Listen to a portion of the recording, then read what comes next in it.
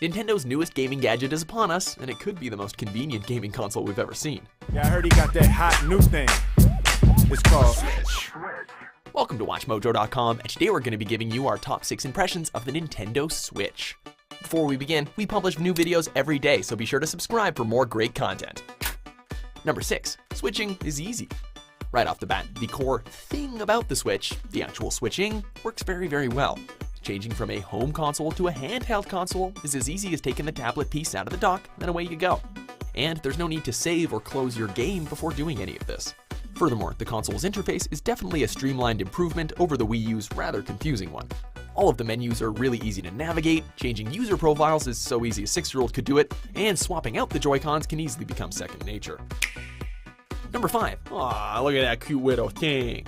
It may be hard to tell in the video form, but the console itself is quite tiny, with the main console consisting of a tablet that's slightly bigger than your average consumer smartphone, but much smaller than, say, an iPad mini. Because of the system's switching draw, the console itself has to be small in order to be portable. That being said, with the Joy-Cons attached, it'll only fit into the very largest of pockets. It can also be charged with a USB Type-C adapter for when you need to charge it on the go. We could see this thing being a big hit at gaming conventions. Number 4. How does it feel in your hands? Because of the size of the system, the Joy-Cons themselves look and feel kinda small in your hands, even when hooked up into the console or docked into the provided grip. While it's by no means uncomfortable, quite the opposite actually, it may take some getting used to, especially if you have big mitts. The travel distance of the analog sticks are noticeably smaller compared to other controllers on the market, while the buttons are almost the size of the ones found on the 3DS.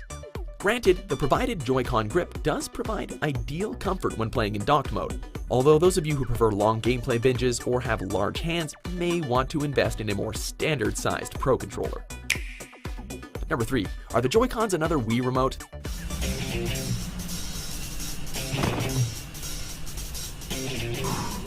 Yeah, Nintendo can't let go of motion controls, though considering they're the ones who popularized the feature, who can blame them? While playing 1-2 Switch to try out the features of the Joy-Cons, we did run into some issues with the left one, as sometimes its calibration would feel kind of off, at least more than its right counterpart. Also, while playing Breath of the Wild in TV mode, holding the controller below the desk where the Switch was stationed would often cause imprecise movements with the analog sticks. Mind you, these are all pre-day 1 patch impressions, so hopefully this will be fixed in the future with a firmware update. Number 2. Battery performance. So, when it comes to how well the system can hold its charge, we were both impressed and concerned at the same time. We left the system in sleep mode while Zelda Breath of the Wild was still running, and about 6 hours later we found that it only lost 1% of its charge. And there was no downtime to get the game loaded again, so you don't really have to worry about losing your progress if you suddenly have to stop playing. In terms of play time, however, the system lasted just over 2.5 hours while playing Breath of the Wild in portable mode, meaning it'll be pretty power hungry when playing AAA titles. Mind you, some less demanding titles will probably last a bit longer, but if you're planning to play this on your daily commute, you might want to invest in a charging cable. Number 1. Should you get one at launch? Well, that kinda depends. As is the common case with any new console launch, the lineup within the first few months is kinda small, and so far we feel like this system will make a great handheld console, but not necessarily something that's gonna replace your PS4 or Xbox One for TV mode.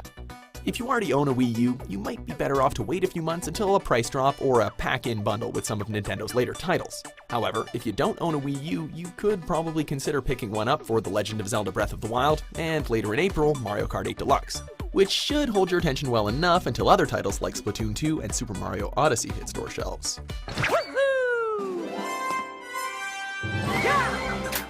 Well, those are our impressions. If you have any questions, we may be able to answer some of them in the comments, and be sure to subscribe for more great videos every day. Check out these other great clips from WatchMojo and subscribe for new videos every day.